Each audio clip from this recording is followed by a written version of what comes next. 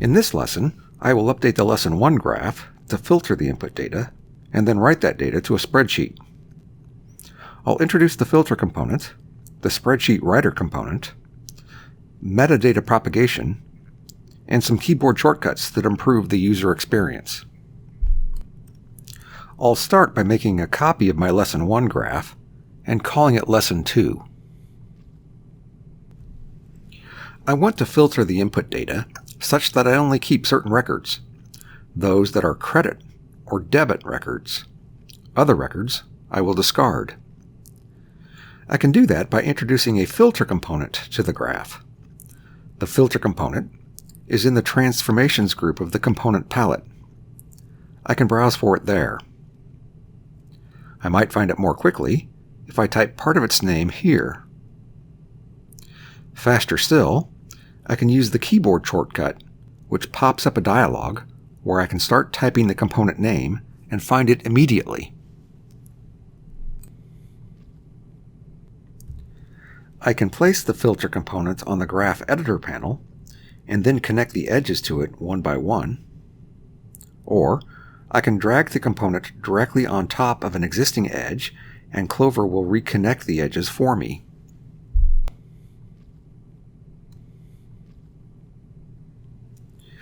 Note the difference in visual style on the two edges. The second edge is dashed. This is an indication that Clover auto-propagated the metadata on this edge. Clover knows that a filter component usually only limits the amount of data, rather than actually changing the names or types of fields, so Clover assumes that the metadata on the second edge will be the same as the metadata on the first edge and automatically makes that assignment.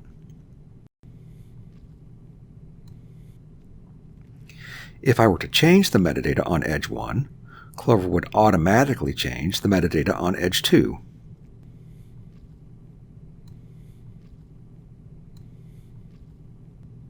If for some reason I do not want to use auto-propagation, I can explicitly assign metadata to each edge. For now, I'll use auto-propagation. Now the filter component is in line between my reader and my writer. The filter is reading data on its input port 0 and writing data on its output port 0. The filter's output port 1 is not connected. I want to use this filter to remove certain records from the data. I can click on the reader component to preview the data. If I look at the transaction type field, I can see that most records are debit or credit, indicated by D or C, but there are the occasional audit records, indicated with an A. I do not want audit records to appear in the output, so I will configure the filter component to remove them. A double-click on the filter component opens its property editor. The property of interest is the filter expression. A click here opens the filter editor. The list of fields on the input port are in the upper left. There are functions and operators listed on the right. The expression builder is below. I want to accept only records whose transaction type is not equal to A. A double-click on the field name moves it into the expression. A double-click on the not equal operator. Then I enter the string A. Clover tells me that my expression is valid.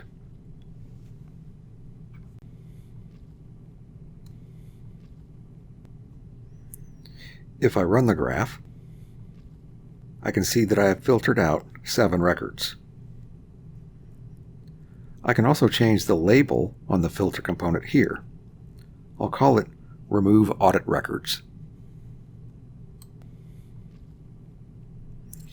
Now I want to write this data to a spreadsheet. Using the shortcut from earlier, to pop up the Add Component dialog, start to type Spreadsheet in the filter area, and quickly find the Spreadsheet Data Writer. I can grab the end of this second edge, note the crosshair when I hover, and reconnect it to the input port of the Spreadsheet Writer. A right-click Delete removes the trash component I no longer need, and I'll reposition the writer component to make the layout nicer. A double click on the Spreadsheet Writer component opens its property editor. I want to define the name and location where I will put this output file. I could write it anywhere on local disk. I could write it to a remote location using HTTP or FTP.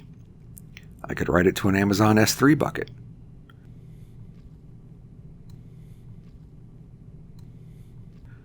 For now, I'll write the file to the data out directory of my project and call it transactions.xlsx.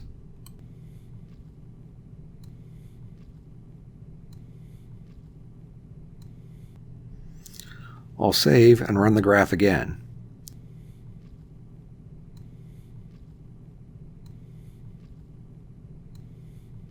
I see indications that the graph ran successfully, all green check marks and a finished OK in the green console. I can also see the output spreadsheet appeared in my data out directory.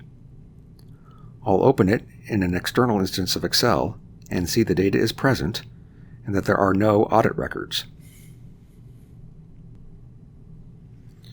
So, to recap Lesson 2, I made a copy of the graph we created in Lesson 1, added the filter component to remove certain records, and wrote the output to a spreadsheet.